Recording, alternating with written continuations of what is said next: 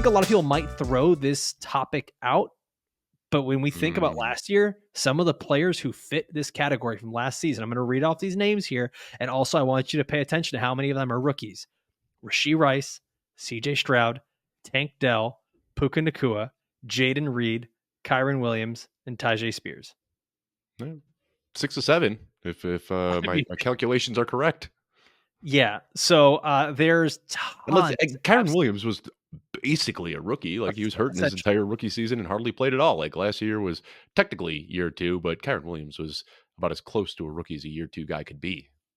Yeah. And this episode here is going to have at least 3 rookies that we're going to talk about today. And all of these players are just getting drafted so late that they really have no risk, but a ton of upside. So Dave, why don't you start us off? This guy's not a rookie, but he's been getting a lot of hype lately.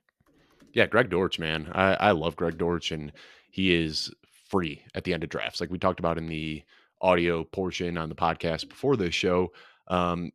You don't have to be a victim to ADP at the end of your drafts. Like, don't feel like you need to adhere to ADP. If you're in round 16 and you feel like your wide receiver room is a little bit deep, scroll down 50 or 100 spots, however far you need to get down to Greg Dortch, because he's just a good football player. And like, you look at the Arizona Cardinals, we know what they're going to do. Marvin Harrison Jr. is going to be the clear-cut wide receiver 1. Trey McBride is probably going to be number 2 on the team in targets. And we talked on the episode that we recorded on Monday about how Zay Jones was making some waves in camp and looking like he was going to be the wide receiver 2. But let's call it like it is. Zay Jones is a veteran who has really struggled to stay healthy throughout his career. So that could easily open the door for Greg Dortch. And we're already getting reports out of Arizona that Greg Dortch is taking running back snaps, and they're trying to creatively get the ball in his hands. We've got the quote from Kyler Murray about a month ago where he was saying that if Greg Dortch was over 6 feet tall, he'd be one of the best quarterbacks one of the best wide receivers in the league. Whew, got there eventually. But I mean, that's the thing with Greg Dortch. He's an undersized guy, but he is a fantastic route runner. He's good when he gets the ball in his hands. We saw some of the big plays last year. And this is one of those situations where the Arizona Cardinals are in a division that's probably going to lend to a lot of shootouts. They don't have a good defense. We know this offense should be pretty good. I want the wide receiver 2 on this team, and it could be Zay Jones, it could be Greg Dortch, it could be Michael Wilson, but Greg Dortch is the guy to me that I see with the most upside out of the bunch. So again, like, I'm not saying that you need to leave every single draft with Greg Dortch, but this is kind of where you address the weaknesses on your roster. And if you're sitting there in the 16th, 17th, 18th round of your draft and you feel like your wide receiver room could use a little extra juice, Greg Dortch is a guy who could surprise a lot of people this year. We kind of make the jokes a little bit about Greg Dortch just because it's a funny name, little guy, whatever jokes we want to make. I will hold the torch for Dortch every single day. The human Dortch. Yeah, I know. I get it. Get Dortched. Like I've said it all. I've heard it all. They're fantastic. They're phenomenal. I like Denny Carter's the getting Dortch pilled. I think that's my favorite one. I'm in that. I'm in on that one. Yeah. Looking at it last year, I mean, there was that stretch when Kyler Murray came back, and in 4 or 6 games, Greg Dortch was a wide receiver 3. He was a top 32 wide receiver in each of those games, and he was getting targeted. 9 targets, 7 targets, 8 targets. Like, this is a guy that was getting usage.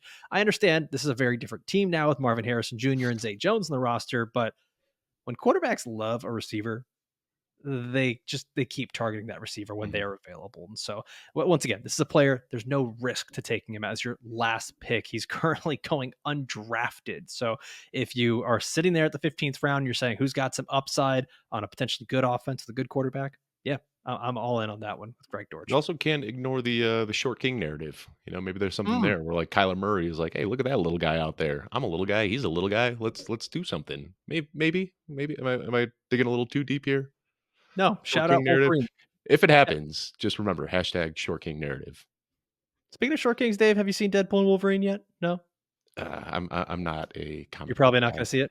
No, probably not. I'm sorry. The Olympics are on right now. I can't watch anything besides the Olympics and the Hall of Fame game, of course.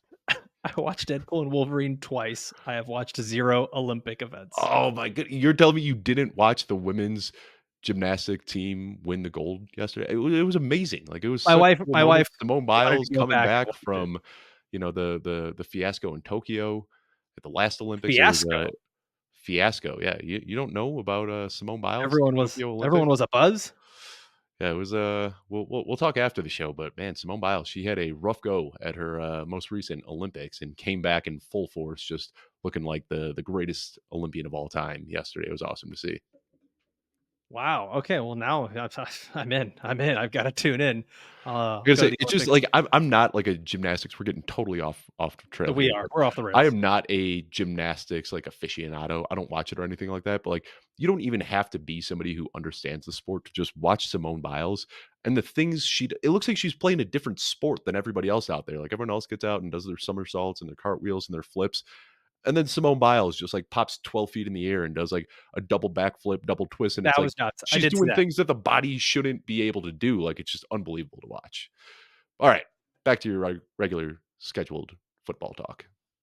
Some of us, or excuse me, some people. See, I already messed up that joke. Never mind. I was going to say some people have called us the Simone Biles of fantasy football. But Yes. yep, ruined that one. Anyways, since you are here watching or listening to this show, I want to remind you guys there's plenty of ways that you can do that. First is here on youtube.com/at football guys fantasy. Like this video, make sure you subscribe to the channel. Our videos come out the day before the podcast episode, so you're going to get earlier access by subscribing to the YouTube channel.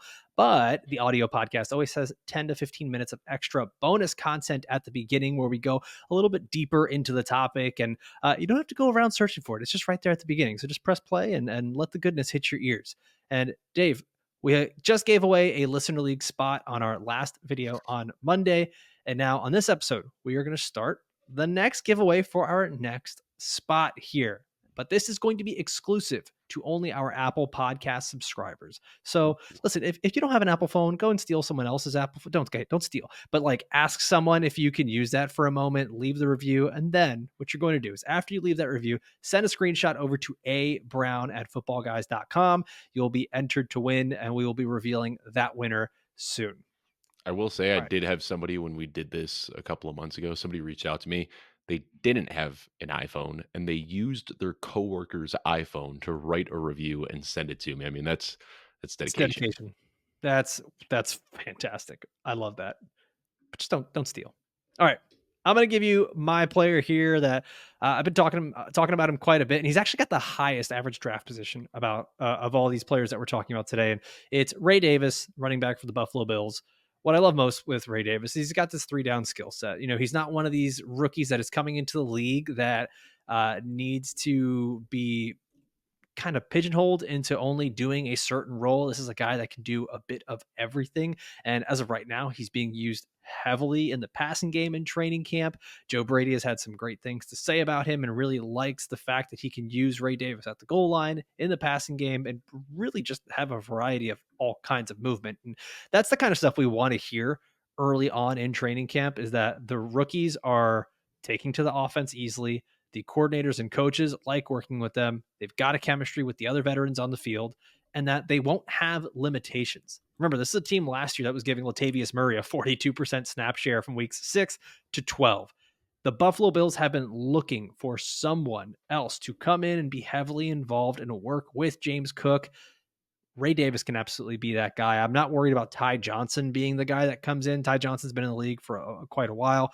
I'm a big fan of Ray Davis. This is one of those moments where I'm just going to say the stats and the film on Ray Davis speak for themselves. Anyone that has ever had anything negative to say about Ray Davis has literally just been because he's He's old. older than most rookies. Yeah. That does not matter in a 1-year fantasy football vacuum. If anything, it is helpful. And that's something that offensive coordinator Joe Brady talked about when Ray Davis had a bad day of fumbling, which, by the way, he never did that in college. So that was never a problem. And after this one bad day of fumbling in camp happened, Brady said, he's a bit of an older guy that doesn't have some of the same hangups that most rookies would have. And he got over it really fast and got right back to work. That's the kind of thing I want to hear. These are these intangible things that we're kind of stuck talking about a little bit as training camp comes around. But Dave, I'd love to hear that about a rookie running back on a good offense with a great skill set, potentially great opportunity that I can get as my last pick in fantasy drafts. And depending on how deep your draft is, you might have to go a little bit before your last pick. But Ray Davis is a guy I'm trying to get as much as I can. And like we talked about it a lot this offseason, James Cook is so limited in what he can do, and he's good at what he does. But we saw 2 years ago, led the league in breakaway run rate, and then all of a sudden saw a growing role, and that breakaway run rate just completely fell off of a cliff. I don't think that he's a guy who's built to have the workload that they gave him last year. He's much better when he can play in a secondary role as kind of the change of pace guy. And I think Ray Davis, his build and what he does, he can take some of the early down work. He can take some of the goal line work where James Cook really struggled last year, but he's also a kind of good pass catcher as well and could take some of that as well. So I think we're going to be looking at a big reel back on the work that they gave James Cook last year. And I think Ray Davis should be plenty involved. And like you said, the reports out of camp so far from Buffalo have just been glowing about Ray Davis. So he's a guy that I could see consistently moving up and moving up and moving up. It wouldn't surprise me come, mid-August when people are starting to draft teams, if Ray Davis is going in like the 10th or 12th round, if these reports keep coming out of Buffalo. Oh, yeah. I mean, it's very possible. Right now, he's going at the end of the 14th round. And I think probably like 12th might be the highest that he goes with someone getting really excited for a backup. But yeah, if the reports keep going well, he could keep skyrocketing up draft boards. All right, Dave, take us to our next player that you have here. And this is interesting because like I really agree with this guy, Sam Darnold.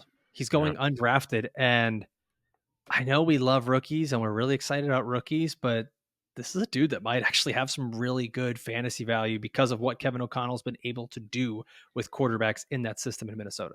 Yeah, I mean, you look at Sam Darnold, he has had a pretty rough start to his career, like just thrown into a terrible situation in New York, and it definitely impeded his ability to develop a little bit. But he's got the tools. He's a big, athletic guy who's got a big arm, and he can read defenses. And I think that the story isn't done on Sam Darnold yet. Now he's in a position where he gets to play with Justin Jefferson, Jordan Addison, T.J. Hawkinson coming back at some point, Aaron Jones, and Ty Chandler. There's a good offensive surrounding around him. And then there's also Kevin O'Connell, the guy who has really helped, bring the best out of a lot of different quarterbacks throughout his career. So I'm not saying that like Sam Darnold is going to bounce back and be a one-to-one replacement for Kirk Cousins by any means, but I think that what we're hearing out of Minnesota is that Sam Darnold is locked and loaded as a QB1, and JJ McCarthy is very young and he's raw and he needs to develop a little bit. And this is a situation where I think a lot of people just see the draft capital to JJ McCarthy and they assume, well, he's going to be the starter. And it wouldn't surprise me one bit if Sam Darnold just gets to start this entire season, and giving the offensive surrounding that he's in, he could easily be a high end QB2 or a back end QB1. Right now, the reason he's falling so far in drafts is because the uncertainty of, is he going to be the starter all season? Is JJ McCarthy going to take over? But considering you're drafting this guy at the very end of your draft, getting him essentially for free, there's nothing but upside here. Now, I talked about a wide receiver earlier, and I'm talking about a quarterback now. I'm going to talk about somebody from every single position because I think at the end of your draft is where you can kind of put a band aid over positions that need a little bit of extra help. So if you missed out on the elite quarterbacks and you ended up with a Matthew Stafford or an Aaron Rodgers or somebody like that, a guy that you don't feel super confident about as your QB1, I'm absolutely okay just throwing a dart on Sam Darnold at the very end of my draft because we've seen crazier things happen. We saw Baker Mayfield last year give us a QB1 finish. We saw Geno Smith 2 years ago give us a QB1 finish.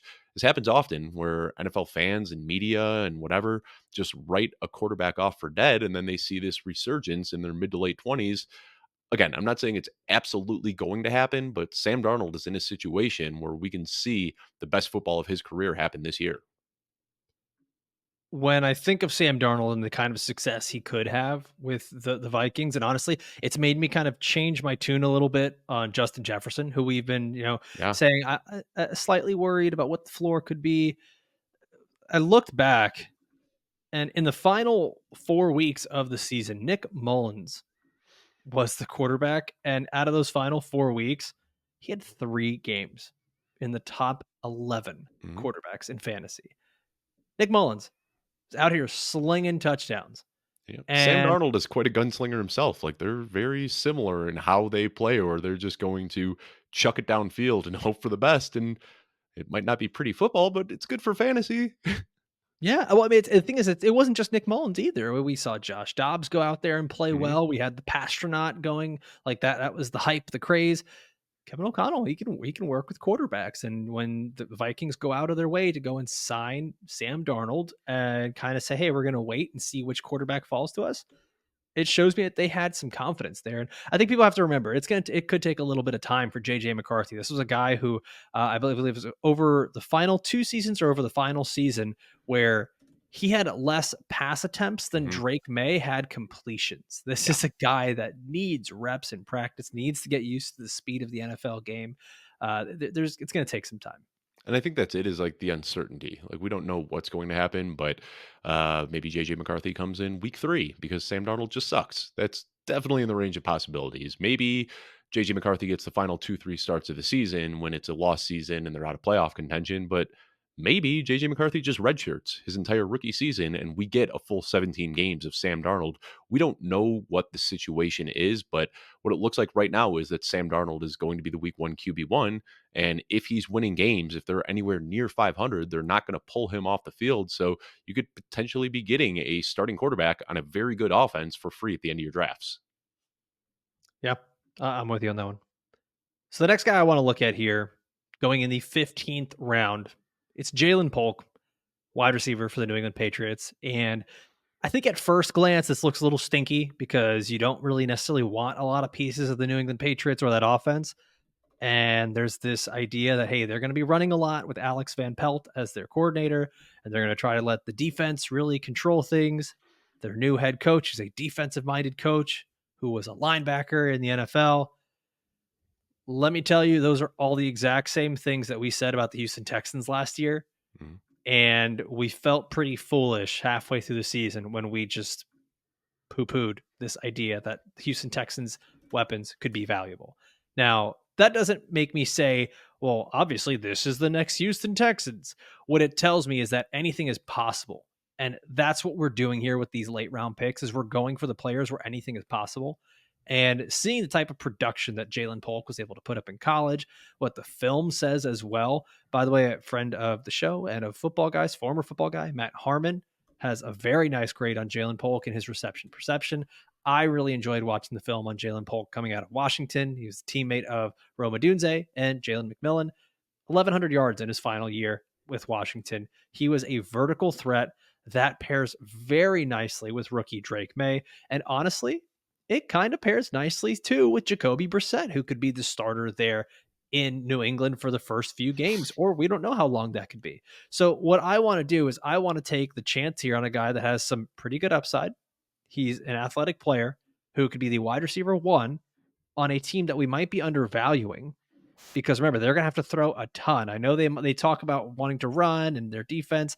They are in a crazy division, the AFC East, with the Dolphins, Bills, and Jets, where points could be scored by the dozens out there, and they may have to throw because they'll have no choice. And if Jalen Polk is the wide receiver one on this team with a quarterback that wants to hyper target him because there's not really much else on this squad. I know there's a lot of love for Javon Baker. He's still got some things he's got to clean up. Demario Douglas, he's a guy that's going to be playing primarily out of the slot and getting some short underneath work. Jalen Polk to me is the guy that gives me the best bang for my buck when I'm looking at. I don't think there's any other wide receiver ones that you could actually be drafting this late in fantasy, Dave. Yeah, I like Jalen Polk a ton. And I think this is one of those situations like last year, I feel like everybody just kind of clung on to like somebody in Houston. Like some people were saying Tank Dell was going to be the guy to draft. Other people were saying it was going to be Xavier Hutchison. Some people were saying it was going to be Robert Woods. And I think that ambiguity is like what pushes all of these guys down in value. So I like Jalen Polk, but I also like Demario Douglas and I also like Javon Baker. Like I want to buy into this offense because I think one of these guys is going to be valuable. If I'm ranking them all out between Polk, Douglas, and Baker, I prefer Polk best of the bunch. But I think this is one of those where like they're all so cheap that I'm just willing to throw darts at any of these receivers, knowing that all of them have a legitimate shot to step up and be the potential wide receiver one. And like I said, I agree with you. I think Polk is most likely, but if somebody does take Polk ahead of you and you need to beef up your wide receiver room a little bit, throw a dart at Demario Douglas or Javon Baker too, just because this ambiguity can kind of go in any direction. So I like Polk, and I didn't mean to like say, you know, these other guys are better than Polk. That's not what I'm saying, but I'm just saying this whole offense is one that I'm willing to invest in because the acquisition cost is so cheap. The Jalen Polk thing for me is you're finding an archetype. You're finding an archetype of player that can provide you value in fantasy football, especially in the Mhm. 15th round of drafts or later. And it kind of becomes this thing where we have this island of misfit toys, the unwanted players that nobody really is drafting, and it happens every year. And you end up having these guys. I mean, the names we listed at the beginning of the show, people didn't want them. They were the misfit toys. Nobody wanted them on their rosters. And then all of a sudden, by week 3, we're saying, dang, how did we miss this? What could we have done better to figure this out? And so to me, this is me trying to learn from the lesson of last year. Is just because a team is bad doesn't mean we have to totally discount some of their best players.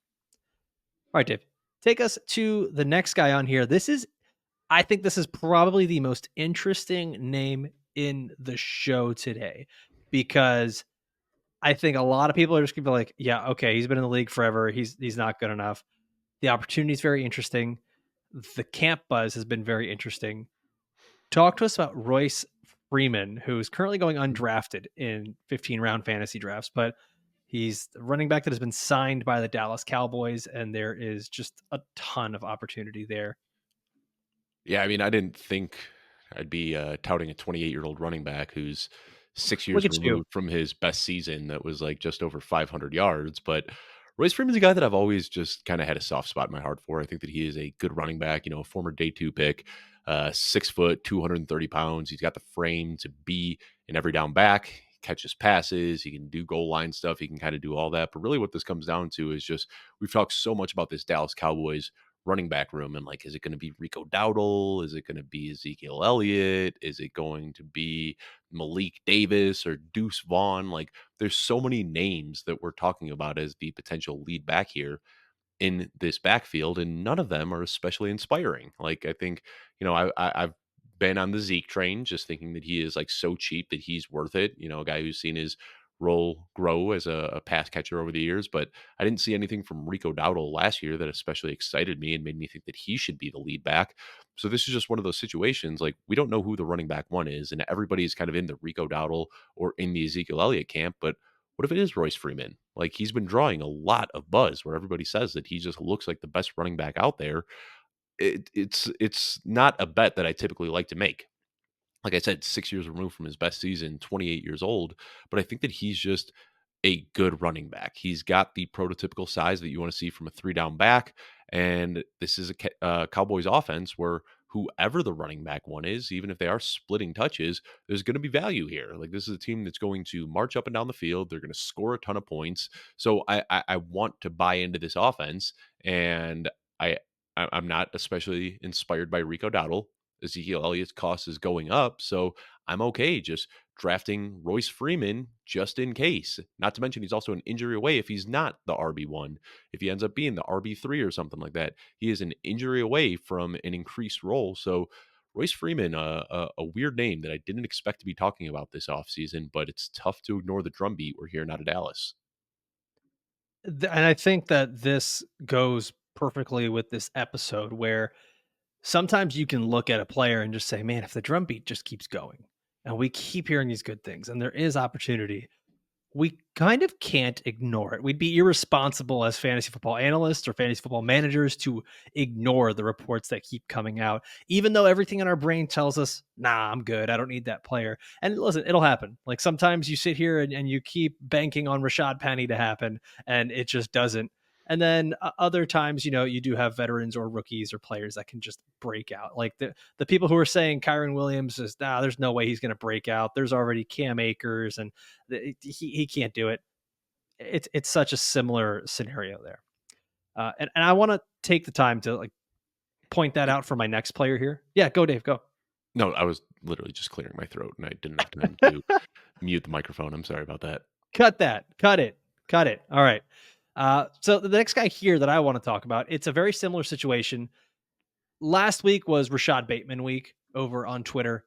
And I think that most fantasy football managers would just say, I'm done with him. I have tried so many times.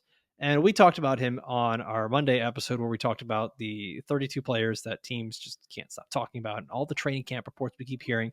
Right now, the name that just keeps coming up out of Ravens camp is Rashod Bateman. And you'd think it would be, big plays by Zay Flowers, lots of work for Derrick Henry, Lamar Jackson's sick again, something.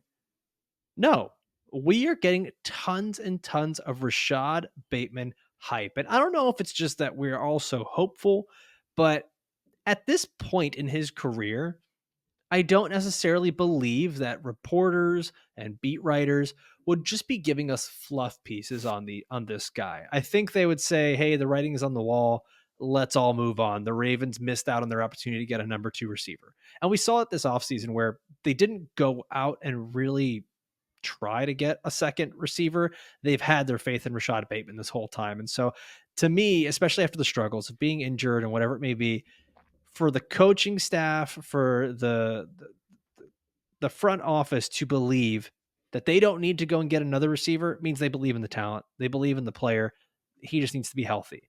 And right now, it's John, which Harbaugh is this? This is John, right? John Harbaugh. He's been already saying about Rashod Bateman. He's expected to be a top receiver in the league for us. That's what we're planning on. Interesting quote. I don't know what being a top receiver in the league for That us means, that but that came in the same press conference where he said Lamar Jackson would be would go down as the best quarterback in NFL history. So I don't know what Harbaugh was sipping he was on having that a good morning, day. but he was feeling himself. Yeah. He was having a good day. But so the thing for me is like it's not just Harbaugh who's saying it. Lamar Jackson is obviously he's always been talking up Rashod Bateman, but now I'm seeing it in all the different media outlets. It's not just local Ravens beat writers. It's not just one place that's really hyping him up. I'm seeing this on Sports Illustrated, on ESPN, on CBS, on Football Guys. It's everywhere. It's all throughout the whole industry, and so at some point, I think we have to believe in the hype a little bit, or at least let ourselves believe in it, especially when a player is going at the end of the 15th round, potentially even undrafted, because everyone else in your home league hates him. This is still a guy who's got first round pedigree, tons of talent, and great opportunity on an offense that could be scoring even more than it did last year. Remember, this is really going to be an offense that has kind of just found its footing towards the end of last year. So we're going to see something that could be even better, more opportunities for Bateman. I am perfectly happy taking him in the 15th or 16th rounds of fantasy drafts. And who knows? This is another guy. If the reports keep going, his ADP could keep climbing up. Yeah, I mean, this is a guy I've been drafting a lot of. Kind of nervous about how much Rashod Bateman I've been drafting, if I'm being honest. Looking right now, he is my fourth most rostered wide receiver through almost 300 drafts here. And for me, I saw the writing on the wall as soon as that contract extension was announced in May. I was like, you don't extend a guy to come back for That's multiple a years great if you point. don't have faith in him. And of course, the injuries have been there. And I think this is very much so them kind of saying, like, okay, Bateman is healthy now. We still have faith in him. If they really thought this guy was a bust or if he was going to be injury prone or all the concerns that we as fantasy analysts and whatever had for Rashod Bateman, the Ravens would have simply just let him walk after his rookie deal, but like they very intentionally brought him back on a multi-year deal, and I think that's important. So as soon as that contract was announced, I was like, I'm going to start drafting some Rashod Bateman. And the reason he's one of my most drafted players is because he was going in round 18, and now he just moved up to 17 and then 16, and he might just keep moving up, but he is a good player on a team that's desperate for a wide receiver too. So yeah, a-okay throwing a dart at Rashod Bateman late in your drafts. Rashod Faithman. That's what we're going to do, Dave. That's the There you new go. nickname there. I Keep the like it. faith. And honestly, like, By the way, even if you're in a dynasty league, go check your waivers because, like, Rashod Bateman might just be out there for free on waivers right now. So go scour all of your dynasty waiver wires real quick and see if you can just add a lottery ticket to the end of your roster. For those of you who might be panicking, because there was reports of Rashod Bateman leaving practice yesterday with an injury, he was not injured. He had some soreness, so they let him take the rest of the day off. He left an hour before the rest of players at camp, so it's not a big thing. Don't panic. All right, Dave. Next guy on here, you want to talk about a rookie who I don't think a lot of people are really going to even know the name, but they should get to know him because Theo Johnson is an incredibly athletic tight end out of Penn State who's been drafted by the New York Giants. There's opportunity for him there to fill the role that Darren Waller left behind. Now, I still very much like Daniel Bellinger, Yeah. but I don't know that he or really anyone can do the things that Theo Johnson does athletically at his size. So, talk to me about Theo Johnson. Yeah, I mean, I don't know if you've been watching Hard Knocks or not, but like Joe Shane was ecstatic to get this guy. Like they talked about it, like he's 6'6" and he moves like that. And there's something to be said for just being big and athletic at the tight end position. You look at all of the guys who are very successful as NFL tight ends, they are all big and athletic. And Theo Johnson is 6'6", size adjusted speed score in the 98th percentile. Ran a 4.57 at that size, which is just absolutely insane. He's got elite burst, elite agility. The concern is obviously his production profile. At Penn State in his final year, he pulled a 13% target share. Nothing too exciting there, but he's one of those guys that made the most out of his opportunities. Found the end zone 7 times, and you just look at the Giants right now, like they don't really have an identity. Like for the last, 6 or 7 years, we knew that this team was just going to lean heavily on Saquon Barkley. There wouldn't be a lot in the passing game. Well, I don't think they're going to be able to just lean on Devin Singletary the way that they could on Saquon Barkley.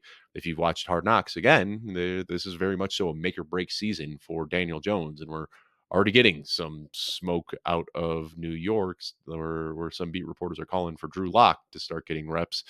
But either way, what I'm saying is like this team's not going to be able to run the way that they have in years past. They're going to be forced to throw. And of course, Malik Neighbors is there. You're not getting Malik Neighbors at the end of your draft. You're paying up for him because the opportunity for him is huge. Outside of that, there's some other guys that I like Wandale Robinson is a fun player.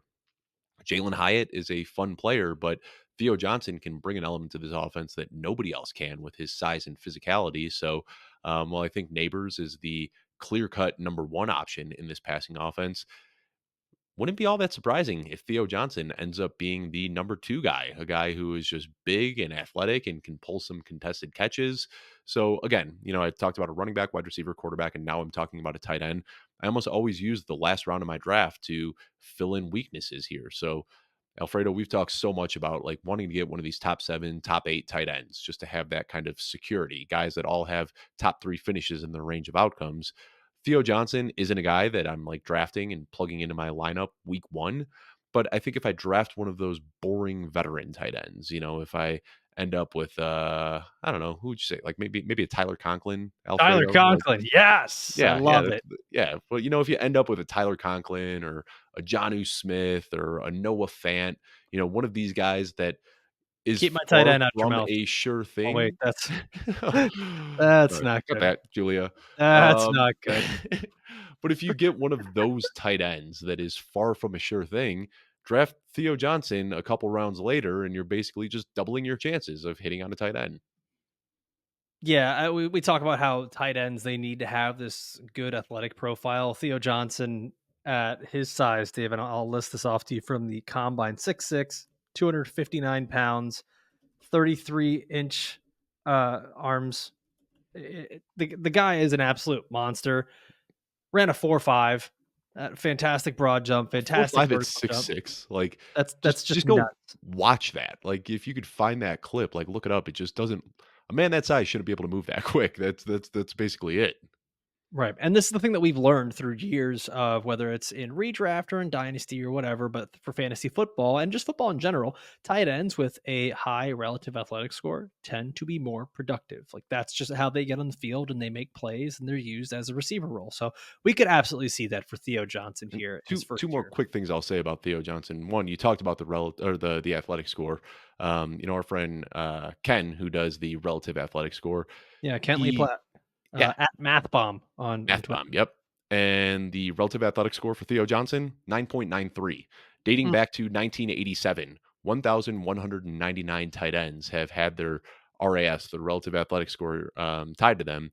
Theo Johnson is the ninth best since 1987. So, I mean, that just kind of puts a number on what we've been saying about how athletic this guy is. And the other thing I'll say is he missed his first few practices as he was dealing with an injury. The first practice he came in was just 2 days ago, and it was a padded practice and immediately started taking reps with the ones. That's not something I'm going to ignore. Like I like Daniel Bellinger, but I think that what Theo Johnson brings is just a more physical element to the tight end position. So the fact that they weren't warming him up or, easing him into his role, that they just said, okay, you're healthy, throw your pads on, go get some reps in with Daniel Jones. You can't ignore that. Like, I think that they had big plans for Theo Johnson in this offense. I was gonna sort of say, man, you buried the lead there. Like I would have started with that. They just put him I right into the forgot. first team offense. Yeah, I- that's I'm that is I'm ripping great news. today straight off the dome. No notes. I've got the players' No, no, names in front of me, and that's it. I'm just straight off the dome today. That's how we're doing it. same these, same these. All right, final player here, Deontay Foreman is who I want to talk about. He is going undrafted, and listen, I think a lot of people are saying like, where does he even play this year? I don't know because he had been on Chicago before that. He had been on Carolina. I may have even reversed that because we just weren't really even looking at Deontay Foreman as a viable fantasy option. But every time he has gotten opportunity, Deontay Foreman has actually been good at football and he has been good for fantasy football. And now Deontay Foreman is in Cleveland, where the Browns are not expecting Nick Chubb to be back anytime soon. He likely doesn't play for at least the first 6 weeks, maybe even more. And when he does return, if he returns, is he even the same guy? How long does it take for them to even ramp up a workload? There are so many medical professionals within our field that are saying that they would not be betting on Nick Chubb here simply because of the nature of the injury and his age. Now, currently for the Browns, they've got Jerome Ford as the incumbent starter. Jerome Ford was good, not great last year. And I'm a fan of Jerome Ford, but there were times where he just was not as good as they needed him to be in the run game. And we saw that he really wasn't playing that well on all three downs that they needed. Now we've talked about how Cleveland and Deshaun Watson and the offensive coordinator there, how they're going to be a bit more pass heavy than in previous seasons, simply because they don't have the run game to lean on. Well, right now, Deontay Foreman looks to have not only the short yardage role because he is a bit of a bigger running back, but he looks to have the receiving role in Cleveland, taking over the Kareem Hunt role, which was very similar to what we saw last year, where Kareem Hunt was getting the goal line carries and the receptions. Taking a look at it back last year, Kareem Hunt gave us 4 straight weeks as a top 20 running back after Nick Chubb went down. Hunt last year had 8 rushing touchdowns on just 15 carries from inside the 10. Deontay Foreman was very similar with 5 touchdowns on just 10 opportunities from inside the 10-yard line. And I think it does get lost on people sometimes with running backs like this who maybe don't carve out this workhorse role that they can be valuable in fantasy football and they're just good at football. And even in a split role where they're sharing snaps with someone else, they can be valuable. Deontay Foreman last year played in 9 games. He was a top 30 running back in 6 of those 9 games, including a RB1 overall game in week 7. This is a guy who's got a touchdown upside, receiving upside, and he actually might end up being the starter on this team if we don't get Nick Chubb coming back and Jerome Ford continues to play the way he did. I think there's a big reason that they went out and signed Deontay Foreman so early in free agency and didn't really bother to go after a big name running back in the draft or later on in free agency, Dave. Yeah, I mean, you're talking to a Deonta Foreman truther. I have loved this guy since he came into the league. And I remember in Tennessee, I don't know if how many people will remember this. It was the year Derrick Henry injured his foot, and Adrian Peterson was the guy that like everybody was saying like, "Oh my gosh, Adrian Peterson is going to do it! Like this is his opportunity now behind this offensive line." I felt like I was the only guy in the industry saying, like, don't forget about Deonta Foreman. And I got so much pushback for it that season. And Deonta Foreman took off. And that was the first time we really saw him playing at a high level since the Achilles injury. Then the very next year, he goes to Carolina and he's just churning out 100-yard game after 100-yard game. And then comes into Chicago and, didn't make the week 1 roster. But when he was called up, he looked great as well. I'm just a fan of Deonta Foreman, his physicality, his size, his tackle breaking abilities. He's one of those guys that is just perennially slept on. And like anytime his opportunity has arisen over the last 3 years, he stepped up to the role and he has done well in that role. The thing about Deonta Foreman too that I especially like is in these zero running back or hero running back builds, whatever they are. So often we're throwing darts at the injury away guys and the rookies that were waiting for their role to expand. You're not doing that with Deonta Foreman. You're not waiting for this guy to get his opportunity. His opportunity is going to be there week 1. So even if Deonta Foreman isn't a guy that you want to plug in and rely on for full 17 weeks, he is the great guy to target when you've got a slew of injury away guys. So Well, you've got Blake Corum and Trey Benson and Marshawn Lloyd and Tyrone Tracy and all of these high upside rookies sitting on your bench while you're waiting for one of them to break out. Just plug Deonta Foreman in week 1 and week 2 and week 3 until Nick Chubb returns. You're getting projectable volume from a good running back early in the season, and that's something that you don't often get at the very end of your drafts. Yeah, and just to kind of reiterate what we talk about a lot with these players is you do want to have the running backs that not only are talented but have a high value role and get the high value touches. And it seems like Jerome Ford might be getting more of the carries, from the 20 to 20, whereas Deontay Foreman is going to get a lot more of those red zone touches, which are a lot more likely to lead to touchdowns. He's going to be way more involved in the passing game, and it's not like Deontay Foreman is just like a dude. I mean, you can make the argument that he's just a dude, but he's also the 2016 Doak Walker Award winner, which is the best running back in college football. So it's not like he came out of nowhere. This is a guy that has pedigree, and we've seen him produce for multiple teams here in the past. So I wouldn't be surprised if we're sitting here week 8, week 9, and we're saying, man, how did we all miss on Deontay Foreman? Yeah, I mean, there's I don't want to get called out for phrasing here, but like there's Uh-oh. something I really like in running backs, and that's when they're thick. And Royce Freeman, thick boy approved. Two Deonta C's. Foreman, thick boy approved. Like these guys, they just you can't bring them down in the open field, and that's what I love about Deonta Foreman. It was kind of an ongoing joke. I used to have thick boy fan in my Twitter bio, but got a lot of pushback for that one and deleted. But that all started because of Deonta Foreman, thick boy approved with a Dave Kluge stamp. You heard it.